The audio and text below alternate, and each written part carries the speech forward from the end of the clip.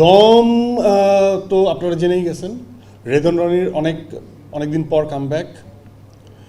খুবই ভালো একটা ছেলে, খুব ভালো, ডেডিকেটেড, গল্প নিয়ে প্রচণ্ড ভাবছে, অনেক দিন ধরে লিখছে।